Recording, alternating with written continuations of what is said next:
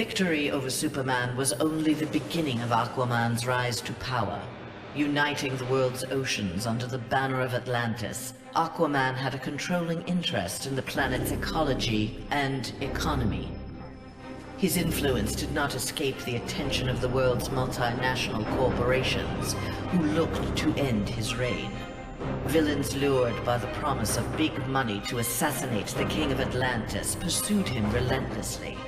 But Aquaman's popularity served him well.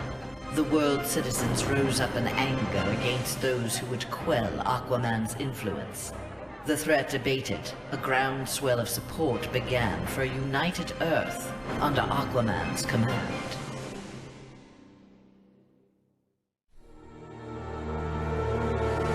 Superman's defeat did not work to Ares' advantage as he had planned. The heroes of the parallel dimension helped this world's Batman build a conflict-free utopia that left the war god famished. On the brink of death, Ares managed to imprison Brainiac 5. He forced Brainiac to create a time loop beginning with the other dimensional heroes' arrival and ending just before their victory. In this pocket of time, Ares flourished. Endless war was his to savor.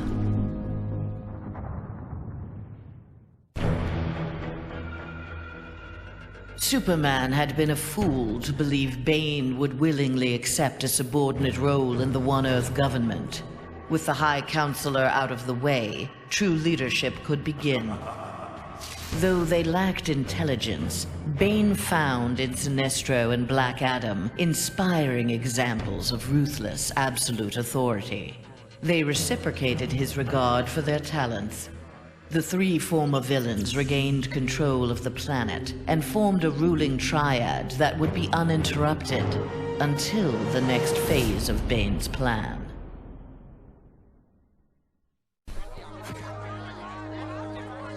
Following the battle to liberate Earth, Batman learned that Luthor had bequeathed his massive fortune to Bruce Wayne. He now had the means to rebuild Gotham and Metropolis. The city's residents, inspired by their hero's efforts, adopted the slogan, "We are Batman." They contributed countless hours to their community's renovation and crime prevention. The Batman of old would have stubbornly assumed these tasks alone. The post-One Earth Batman, having been rewarded for his trust in others, enjoyed his city's renewal and his role as its benefactor.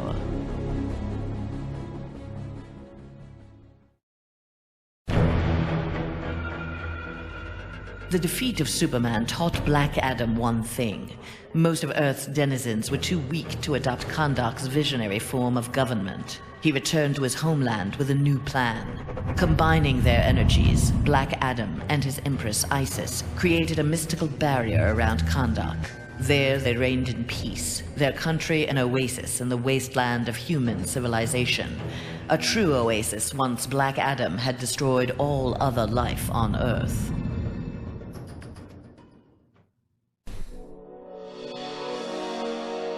At last, Superman had paid for what he had done to Catwoman. Feigning allegiance to his regime had cost Selina her beloved Batman and her best chance at happiness. Pride and anger kept her from attempting reconciliation with Bruce Wayne, but his inspiring reconstruction of Gotham and Metropolis fostered in her a desire to remain close to him. Until she was ready to approach him again, she did her part to keep Gotham's streets clear of crime. Nascent underworld organizations had both the Bat and the Cat to fear.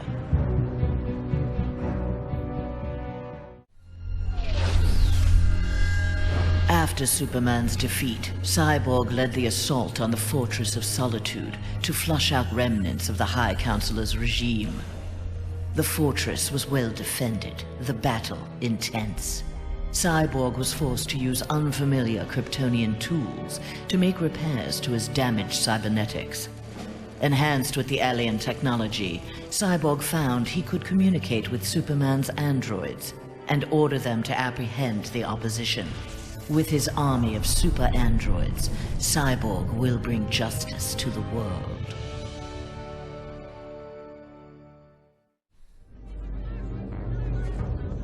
With Superman's regime toppled, new governments formed to take its place. New governments meant new customers for Deathstroke, and business was booming. Soon there were more assassinations to carry out, revolutions to aid, and unrest to create than he could manage on his own. The One Earth regime's elite troopers, having committed atrocities in Superman's name, had gone into hiding from a populace bent on revenge. Impossible for most to find, but not for Deathstroke. Recruiting these renegades, he formed the New Titans, the world's premier political assassins.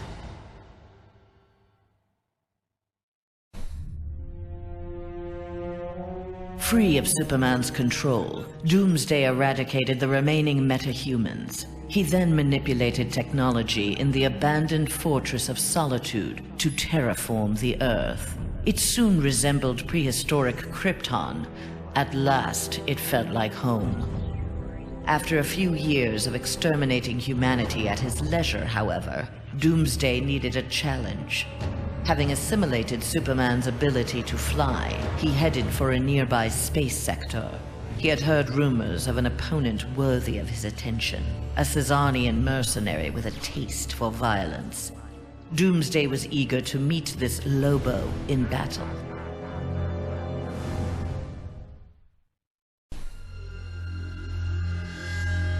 Flash had taken down the High Counselor, but the atrocities he had abetted during Superman's regime continued to haunt him.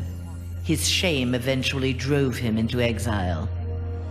Whether wishing to make further amends or simply unable to stop himself, Flash continued to use his powers in the pursuit of justice.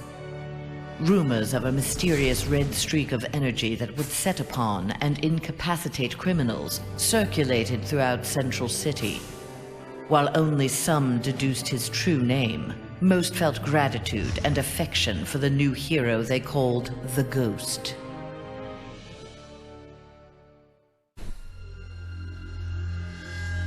After the fall of Superman, Green Arrow visited the Star City of this parallel Earth. His counterpart was one of the first heroes to fall in the battle against Superman, one of the first to object to the Man of Steel's new tactics and reasoning. A memorial erected in Star City's Orchid Bay served as a reminder of the need to fight oppression regardless of the odds.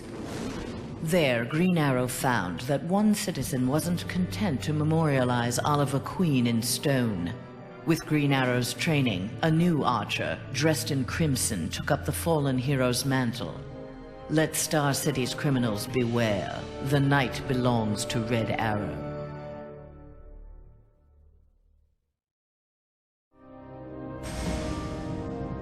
Mere days after returning to his Earth, Green Lantern, in an event mirroring his ascension to the core, witnessed the crash landing of an alien ship. Investigating the wreckage, he encountered the pilot, who claimed to be Abin Sur. But this Abin Sur wore no power ring, and referred to him in halting breaths as the Almighty One. Green Lantern tried to convince the alien of their past, that Abin Sur had named Hal Jordan, his successor, as the Green Lantern of Sector 2814. But the alien died from his wounds before Lantern could learn more of him. Lantern left immediately for Oa. The Guardians were his only hope of solving this mystery.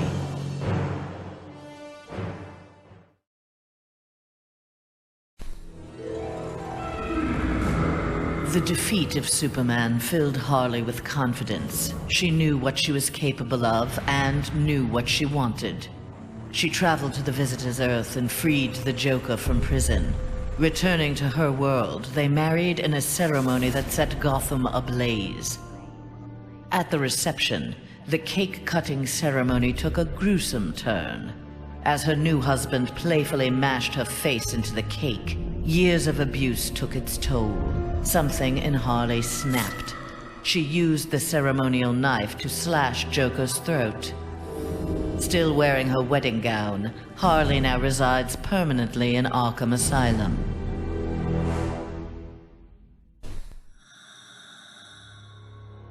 Free of his brainwashing, Hawkgirl exacted revenge on the High Counselor for murdering her husband, Hawkman. She was nevertheless sent to prison for her role in the regime. One night, she awoke hovering above her cot, glowing with eldritch light. An instant later, she stood at the bottom of a shallow crater. There, she found the source of the light, a meteorite of pure nth metal. As she touched it, the meteorite sprung to life, encasing her in nth metal. The new armor made Hawkgirl invincible. Her first act? Vengeance against those who had helped Superman capture Hawkman.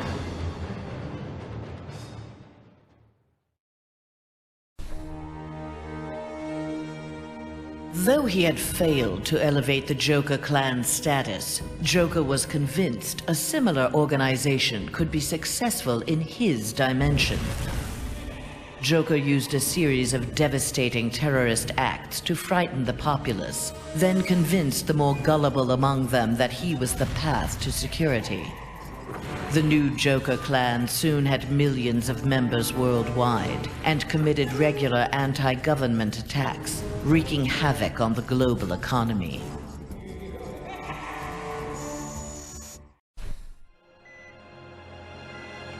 Killer Frost reveled in her victory, but her overconfidence betrayed her.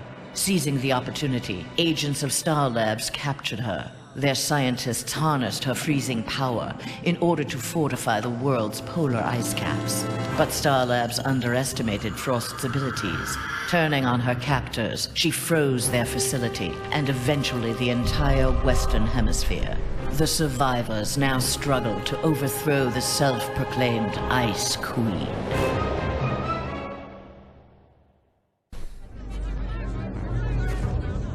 A win against this world's Superman was greatly satisfying, but its aftermath would be sweeter still. Luthor had traveled to this dimension to convince its residents that he was their Luthor, who had miraculously survived the High Counselor's globally televised attack on him. Beloved before, the triumphant Luthor was now worshipped. He was elected President of the United States, but soon looked to further consolidate his power.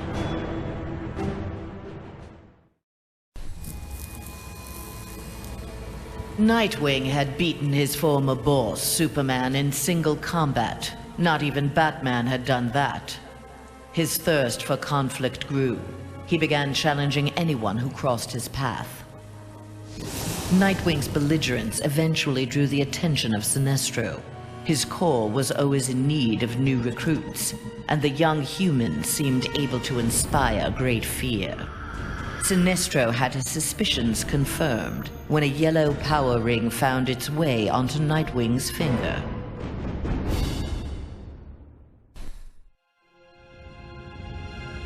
Winning the battle with Superman cost Raven dearly. The amount of demonic energy required overwhelmed her. After regaining consciousness, she looked around warily. Her immediate surroundings were a hellish ruin. Nearby stood her father, Trigon.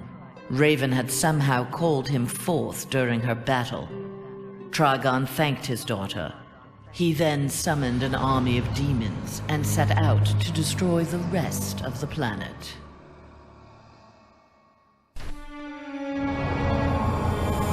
Following the events in the parallel dimension, Shazam's fellow heroes returned home.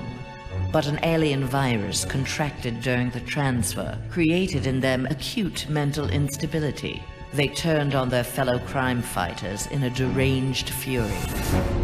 Alone and desperate, Shazam shared the power of the Word with his adopted brothers and sisters. Their purity of heart gave them courage. The army of Shazam incapacitated the former heroes. Eventually, they took the place of the Justice League as primary defenders of Earth.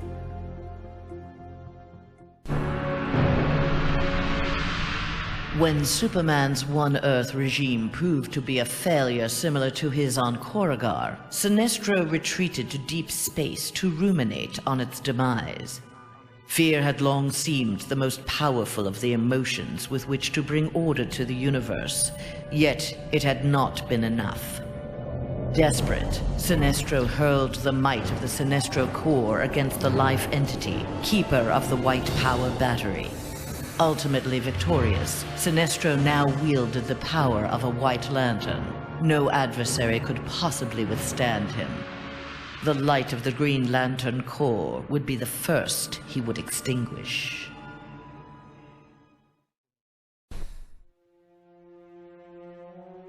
The battle over, Grundy eluded capture and returned to his swamp to heal his wounds. During regeneration, Grundy found he could channel the elemental force of the Red. All animal life would bend to his rule. His increased power also allowed him to resurrect the long-lost Grey Force. Now, instead of ruling Earth's creatures, he could simply destroy them. After defeating the world's heroes, Grundy turned Earth into his version of paradise. He now rules over a gray and lifeless planet.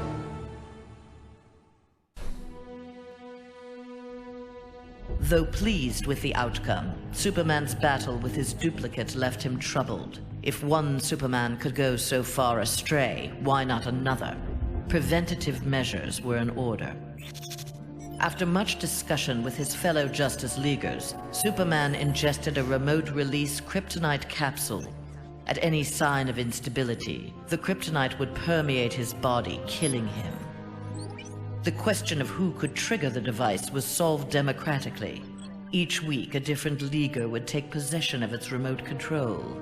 Only Batman was denied a shift.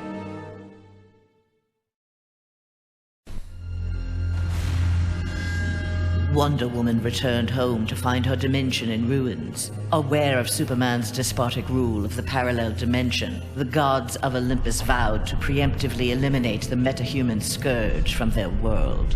Under the direction of Zeus, they hunted down and eliminated nearly all superpowered mortals. All that remained to oppose them was Themyscira. Wonder Woman and her Amazons fought back against the Olympians with unrelenting courage. Despite heavy losses, Wonder Woman's forces ultimately prevailed. They took reign as the new Olympians, ushering in an age of peace and prosperity.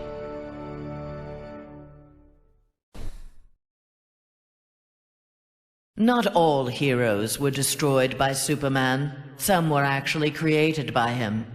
A technology wizard, Barbara Gordon had eluded detection by One Earth intelligence, feeding information to the insurgency under the code name Oracle. But after the regime's murder of her father, Gotham Police Commissioner James Gordon, Barbara channeled her anger into a new alter ego. Sensing the right opportunity to strike, she attacked Superman directly. By defeating the High Counselor, she had announced Batgirl to the world in impressive fashion.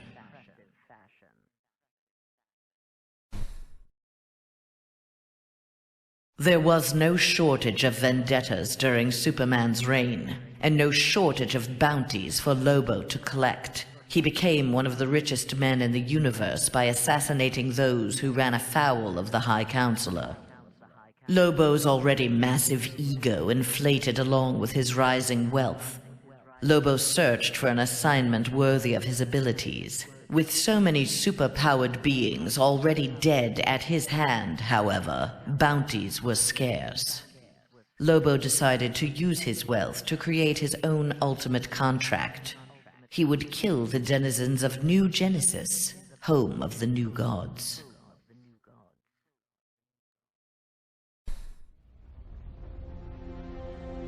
The defeat of Superman was a relief to Zatanna. During the regime, she and Dr. Fate had taken advantage of Superman's vulnerability to magic and turned the Tower of Fate into a sanctuary for Superman's enemies. She had saved many lives, but years of subterfuge weighed heavily upon her. After the regime's downfall, Zatanna was instrumental in restraining metahumans during their trials. But when a jury recommended the death penalty for the more immutable defendants, Zatanna intervened. She took the prisoners to the Tower of Fate. There they would remain, incarcerated, but alive.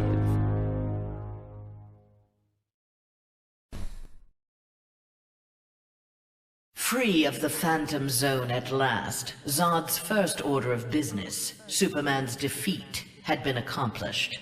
Now his revenge could be fully realized. His time in the Phantom Zone had allowed Zod to learn its secrets. He had even learned from one of his fellow residents how to call forth small pockets of it at will. After introducing Superman to its mind-numbing emptiness, Zod claimed the High Counselorship and began to rebuild Earth in the image of mighty Krypton.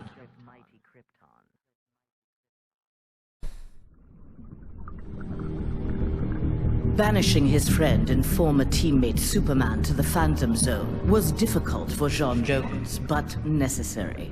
As the One Earth regime had formed, J'onn, ever the outsider, had chosen to watch from a distance to bide his time.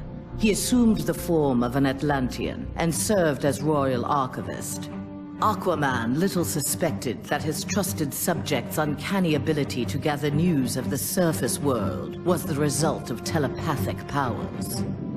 When J'onn learned that heroes from a parallel dimension were aiding Batman's insurgency, he assisted as well, leading rescue operations in Metropolis and Gotham after Superman's rampage. In the post-regime era, the Martian Manhunter continued to serve his adopted world, gathering the next generation of heroes to form a new Justice League.